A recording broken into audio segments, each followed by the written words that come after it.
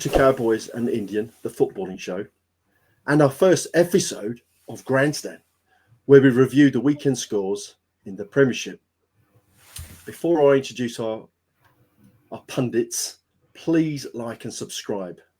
Really appreciate it. And the channel's growing, so we certainly do value your views and as well as your comments. So please keep them coming. So once again, we're joined by the singing cowboy, Duggy, and our resident, Stu. All right, lads. How you all doing? Evening. Good evening, young man. Awesome. Have you had a good day today, gents? You know, after a busy weekend of Premiership? Yeah, it's been all right. Yeah. Awesome. So, as I mentioned, today's show is all about recapping the weekend. So, we're just going to quickly go through the scores. So, we're going to start off with Manchester City's win over Chelsea, which was a 3-1. Before I move on to you, Dougie, for me, it was one point which I'd just like to raise, which was when you look at today's football, we see a lot of this ticky-tacky football, a lot of starting from the back and passing the ball out, which is great. We all like it, even us West Ham fans. But that second goal, which we saw at City, they couldn't get the ball out of their defence. It just the Chelsea players kept on hounding the City players. But it was interesting when you saw that second goal. Goalie kicked it out. Haaland got a touch, and then bang, finished it off. So that was a long ball. Well, but goals, good win. Sorry, like Stuart. Two of their goals were like that, I think, weren't they? Long ball. And, Moyes gets accused of being a long ball merchant. Dougie, what was your thoughts on the game? Yeah, I've got to be honest, I had it down for a draw in my bets. I think 3 or 4 let me down this week. Yet again, we've got goalkeepers who are expected to be sweepers. They don't.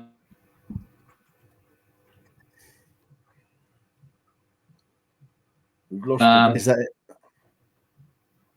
But froze, sorry, mate. You froze there, Dougie. Do you want to just recap that again? Me? All right. Yeah. 3, 2, 1, go. I'll cut it out. Stuart, move. Yeah, I'm all right. I'm all right. Frozen. Dougie's freezing. Yeah, it's because he's got those David Barlow glasses on. What was your thoughts? What was your thoughts, Stu, on the on that score? Well, as Deirdre's frozen, I was shocked actually that Man City won it. Right. I did think though that if Chelsea had got that second goal, if Palmer had scored that goal, got the second goal, I don't think City would have come back. I think they would have lost. Right. No. Dougie, thanks, Stu. You back with us, Dougie? Yeah, I mean, as I said, I thought Chelsea would win it. That was actually my pick for the title beginning of the season. But they're up and down, aren't they, Chelsea? And like I said, goalkeepers are expected to be sweepers.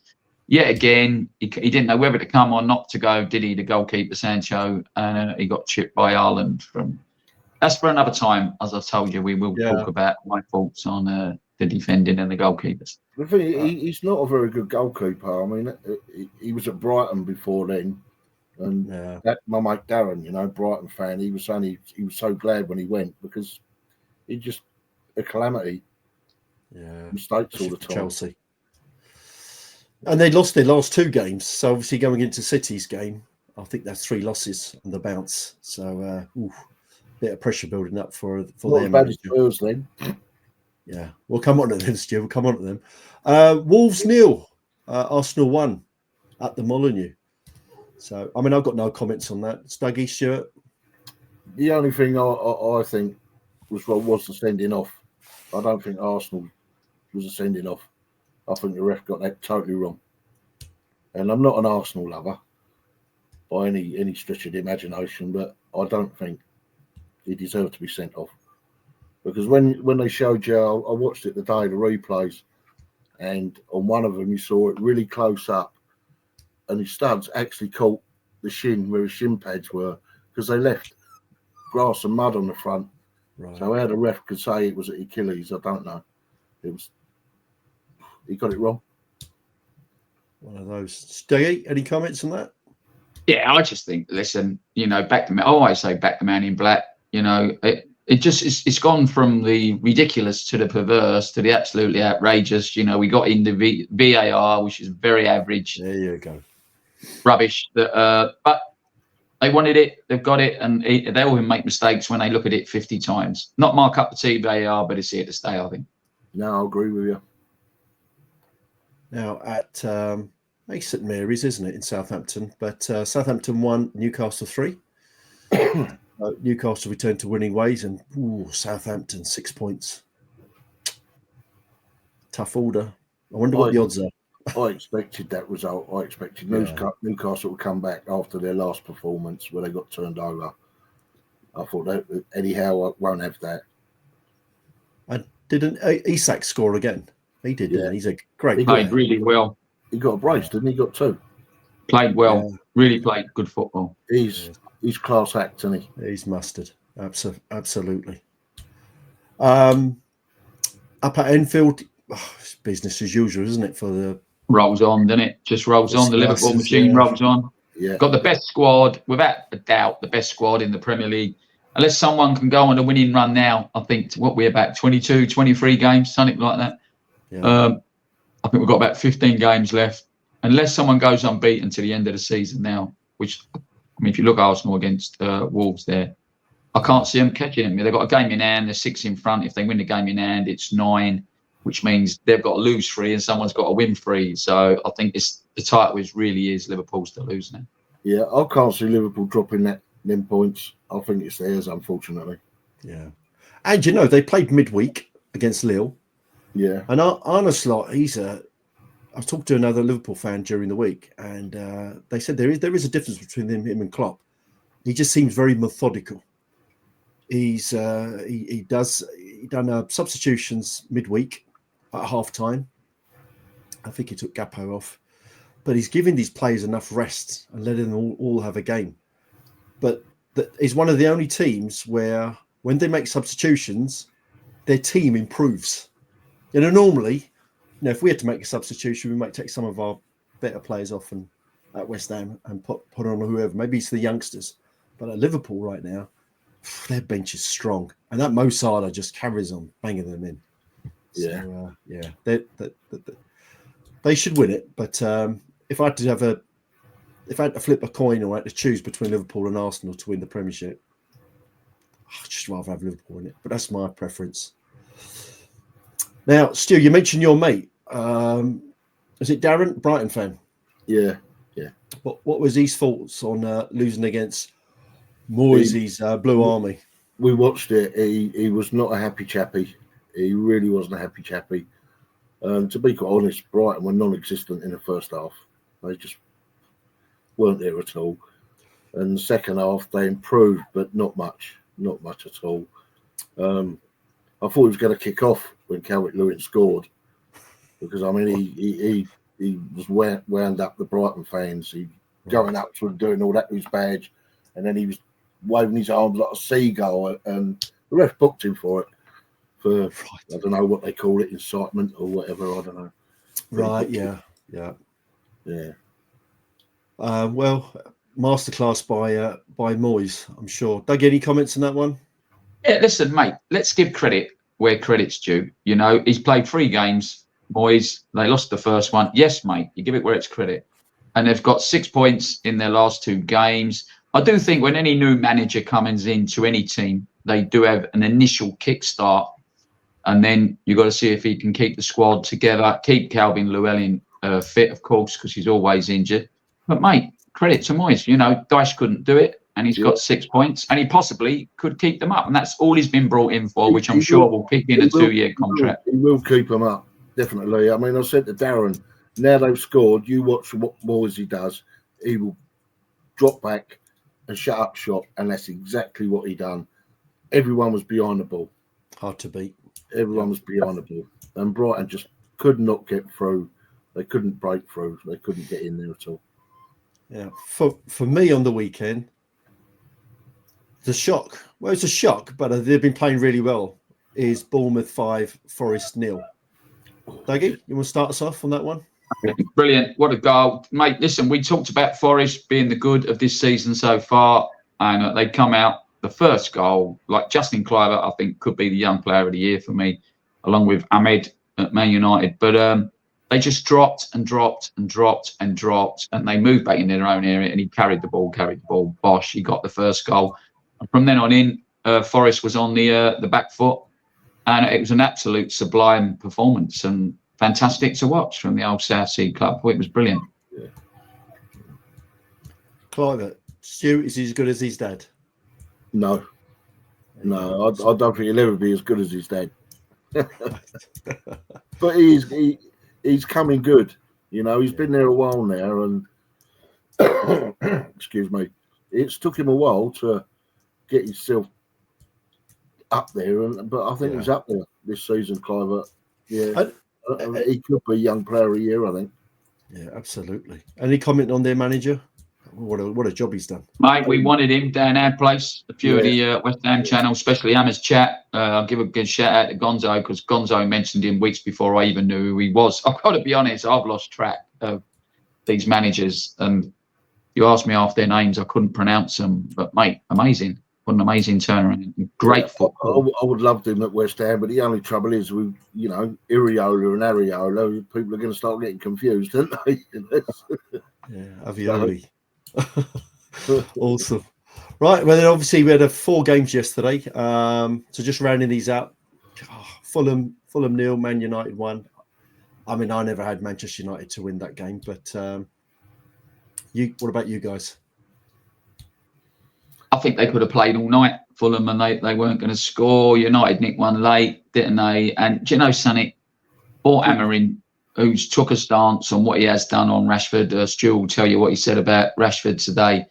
And good luck to him. You know what I mean? I think he's struggled since he come. And we did a programme, what's coming out on Wednesday, about Man United, but I didn't think they'd win. But good result for Man United, I think, and the fans.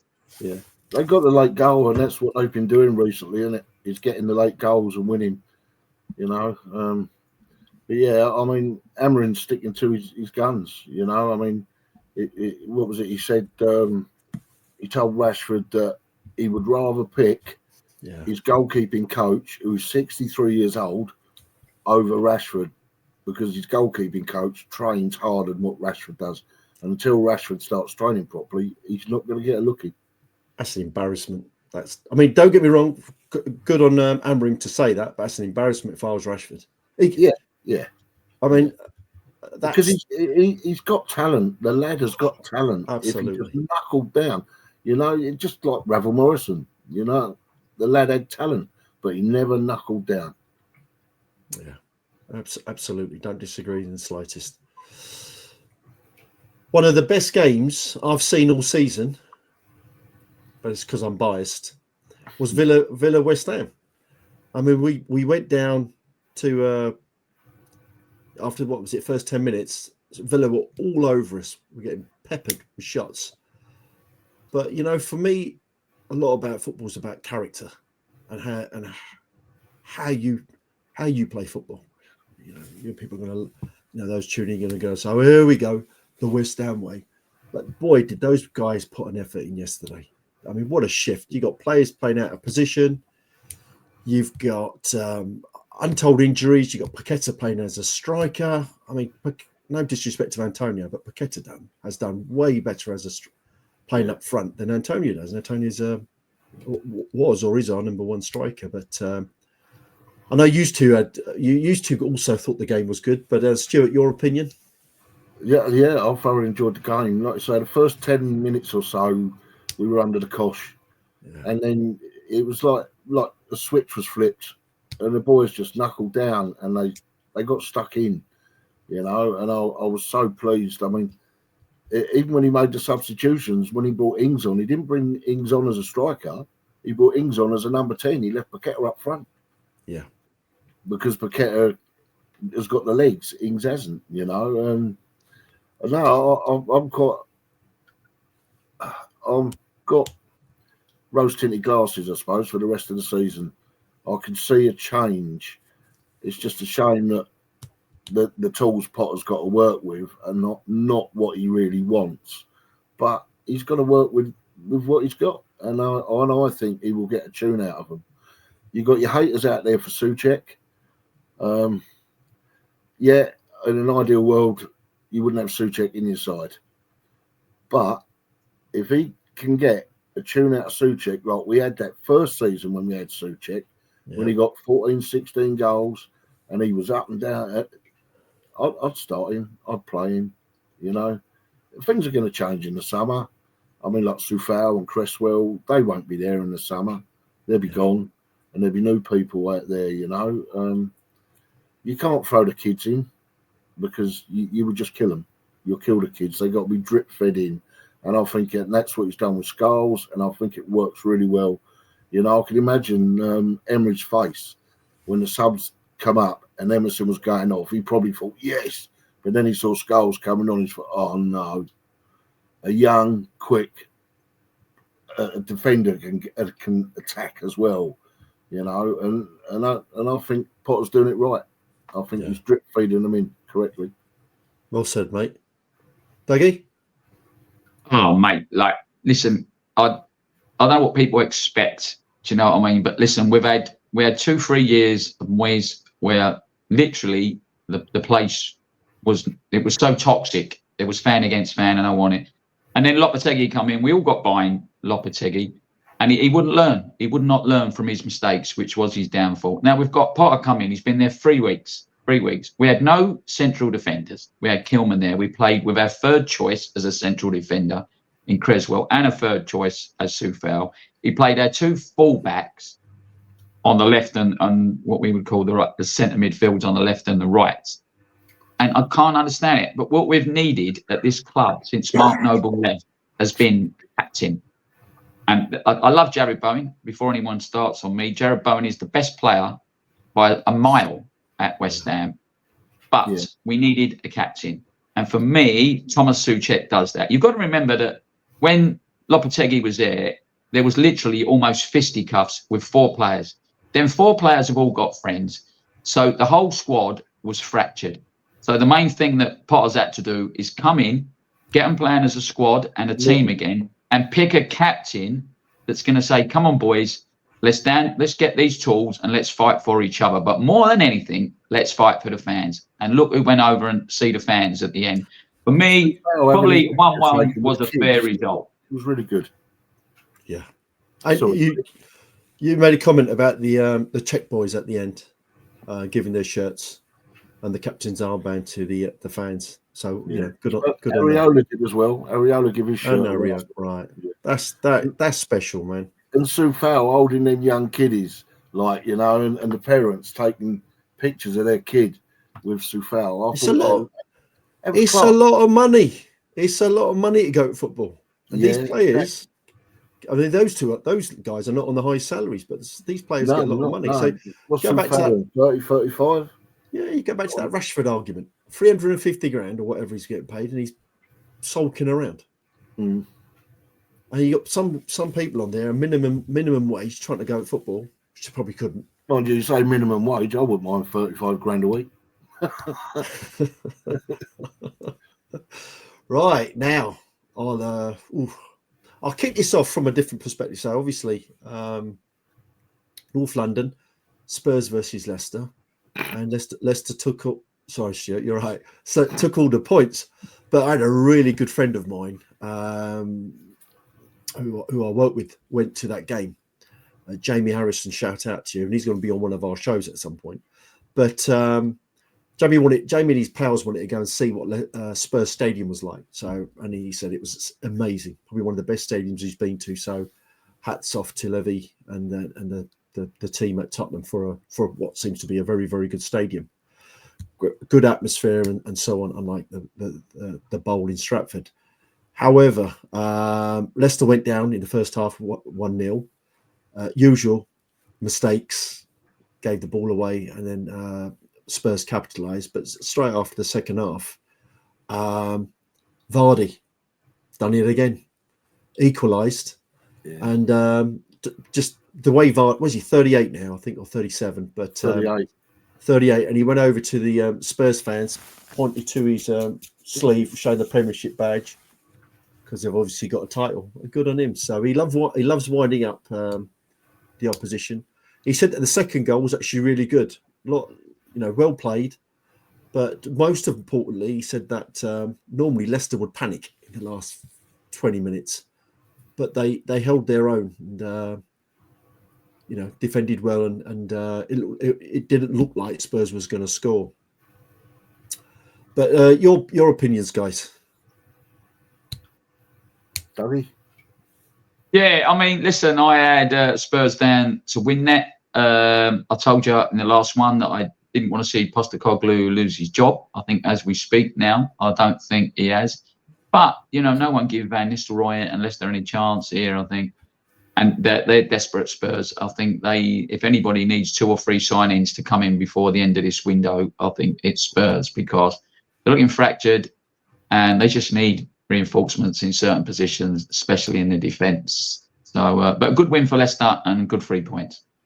Yeah. Right, so just to round it up, we're at Crystal Palace 1 at Sellers Park, Brentford 2. Good win for Brentford. Yeah. Duggy? Yeah, mate, I wanted that Brian Wembuemo when everyone was going on about getting, I can't even think of his name now. He's a bloke who got caught doing all the gambling. He's gone to Saudi now. Tony. When everyone was after Ivan Toney, I wanted that Brian Wembuemo. He reminded me of a young Mikel Antonio, and I think he's a great player. And they're a bit in and out, aren't they? But yet again, on my bets, I had Palace down to win that game. And but yeah, good game, good spot by VAR for a change with the bloke encroaching into the D, and he did stop Mbuemo getting the rebound. So great win for Brentford. Yeah. Stu? Yeah, I have to agree, but I had it myself. I had it down as Brentford win all day long. Yeah, I just thought that from the outset that Brentford were going to do it, and they did. Like I say, it made me laugh when they had to retake the penalty, and I think it was Wisser and one other. They're celebrating before he even struck the ball. Yeah. But as I say, that puts the goalkeeper off, because the goalkeeper looks at that, and it puts him off, and that's clever. That's, some people might call it cheating, but that's clever. That's it's not legal. Didn't Ronaldinho once take a penalty when he ran up, when he walked up or skipped up, however he done it? But he didn't look at the goal. It looked away. Someone done that. It wasn't me, I know that. It's been done recently as well by someone, and I can't think who it was. He looked to the side and just, It's like when you play Tony pool. Never looked, did he? Ivan Toney never used to look, did he? No, that's it. Yeah. There you go. Well, that's a roundup, guys. So thank you very much for your input. Just a couple of quick points. Again, our viewers, please do like and subscribe. And this is a footballing show, so these are just our opinions. We don't normally get on. At the end of the day, we disagree with a lot. So if you disagree with anything that we've said, please put a comment down. Maybe we'll invite you to one of the shows. I would also like to just highlight, we've got the premiere of our next show, which, as you know, the first show was The Good, the Bad, the Ugly. The next show is 3:10 to Old Trafford. So if you don't know your Westerns, have a little look. 3:10 to Yuma. There you go, Stuart, you know it. But that premieres this Wednesday, which is what, 29th of January at 7 p.m. So we'll be on. We can answer any of your comments or questions in the chat. And again, thank you, everyone. Thanks, Stuart, Duggy. And Stuart, just want to sign us out. Take care, stay safe, and stay lucky, my friends.